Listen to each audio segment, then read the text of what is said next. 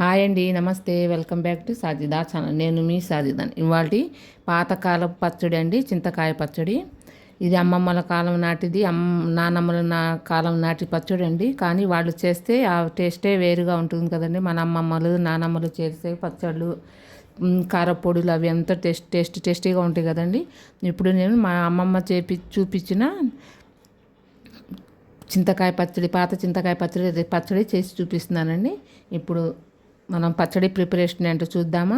ముందుగా మీకు నా ఛానల్ ఇప్పుడు వరకు ఎవరు సబ్స్క్రైబ్ చేసుకోకపోతే ప్లీజ్ అండి సబ్స్క్రైబ్ చేసుకోండి, లైక్ చేయండి, మీ ఫ్యామిలీ మెంబర్స్కి షేర్ చేయండి. ఇప్పుడు ప్రిపరేషన్ చూద్దాం రండి. అమ్మమ్మ స్టైల్లో చింతకాయ పచ్చడి చేసి చూపిస్తున్నానండి. ఇప్పుడు ప్రిపరేషన్ చూద్దాము.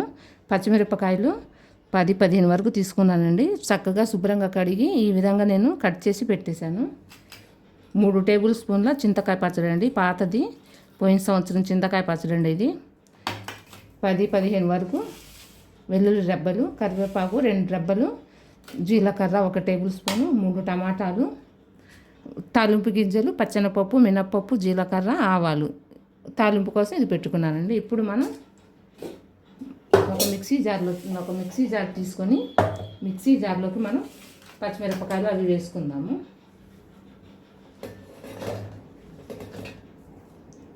ఇప్పుడు చింతకాయ పచ్చడి కూడా వేసుకుందామండి.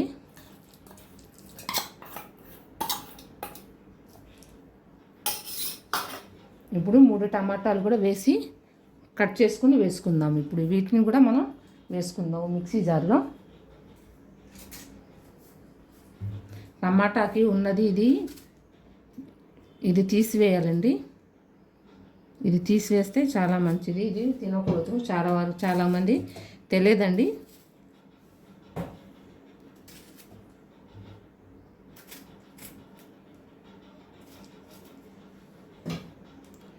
ఇప్పుడు వరకు నా ఛానల్ ఎవరైనా సబ్స్క్రైబ్ చేసుకోకపోతే ప్లీజ్ అండి సబ్స్క్రైబ్ చేసుకోండి, లైక్ చేయండి, మీ ఫ్యామిలీ మెంబర్స్కి షేర్ చేయండి ఫ్రెండ్స్.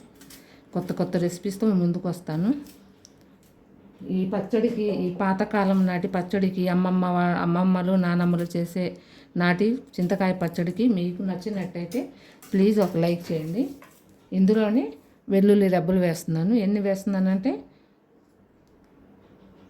7 వేస్తున్నాను. జీలకర్ర 1/2 టేబుల్ స్పూన్ వేస్తున్నాను. కరివేపాకు కూడా వేస్తున్నాను. ఇప్పుడు ఇది మనం చక్కగా పేస్ట్ లాగా చేసుకుందాము. చూసారా ఫ్రెండ్స్, చక్కగా మిక్సీ పట్టుకున్నాము. ఈ పచ్చడికి కొంచెం మనకి ఆయిల్ ఎక్కువే పడుతుందండి. ఇప్పుడు తాలింపుకి ప్యాన్ పెట్టుకుందాము. ప్యాన్ పెట్టుకున్నాను కదండి. ఇప్పుడు ఇందులో 2-3-4 టేబుల్ స్పూన్ల ఆయిల్ వేసుకున్నాను. ఆయిల్ హీట్ ఎక్కేలోపు మనం ఎండుమిరపకాయలు తీసుకొని తుంచుకొని వేసుకుందాము.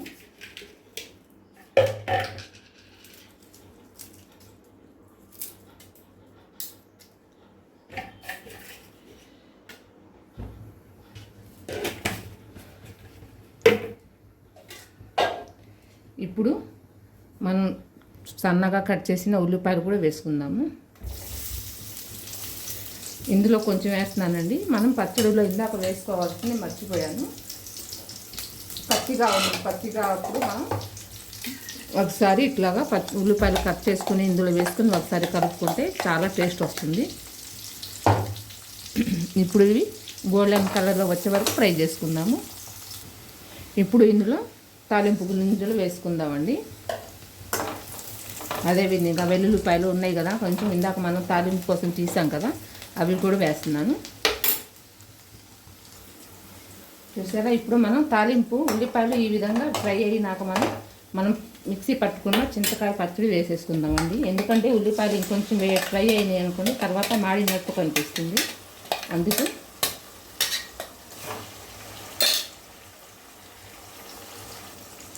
ఇప్పుడు చక్కగా కలుపుకుందాము. సారీ అండి, ఇందాక కరివేపాకు వేయటం మర్చిపోయాను, ఇప్పుడు వేస్తున్నాను.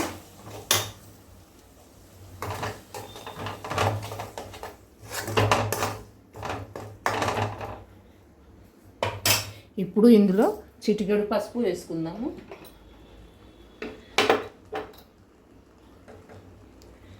చిటికెడు పసుపు, సాల్ట్ ఆల్రెడీ మనకి చింతకాయ తొక్కులో ఉంటుందండి. మనం పచ్చిమిరపకాయలు టమాటాలు వేసాం కాబట్టి నేను 1 టేబుల్ స్పూన్ సాల్ట్ వేస్తున్నాను. సరిపోతుందండి. కానీ కావాలనుకుంటే టేస్ట్ చూసుకొని వేసుకోండి. ఎక్కువ తక్కువ అవ్వకోకుండా, తక్కువైతే ఇంకొక 1/2 టేబుల్ స్పూన్ వేసుకోండి. ఇప్పుడు ఇది చక్కగా నూనెలోనే మగ్గాలండి. ఇంక మనం నీళ్ళు కూడా వేయని అవసరం లేకుండా నూనెలో చక్కగా మగ్గుకోవాలి. అప్పుడు చాలా చాలా చాలా టేస్టీగా ఉంటుంది. చూసారా, మనం ఒక్క చుక్క నీరు కూడా వేయలేదు. చక్కగా పచ్చడి తయారైపోయింది. ఇది మనం వేడి అన్నంలో నెయ్యి వేసుకొని వేడి అన్నంలో నెయ్యి వేసుకొని పచ్చడి వేసుకొని తింటే 1కి 4 ముద్దలు తినేస్తామండి. థ్యాంక్ యూ ఫర్ వాచింగ్ అండి. ఇంకో కొత్త రెసిపీతో మేము ముందుకు వస్తాను ఫ్రెండ్స్. ప్లీజ్ లైక్ చేయండి, షేర్ చేయండి, సబ్స్క్రైబ్ చేయండి, మీ ఫ్యామిలీ మెంబర్స్ షేర్ చేయండి. ఈ పచ్చడి ఈ రెసిపీ మీకు నచ్చినట్టయితే ఒక లైక్ చేయండి. థ్యాంక్ యూ ఫర్ వాచింగ్ అండి.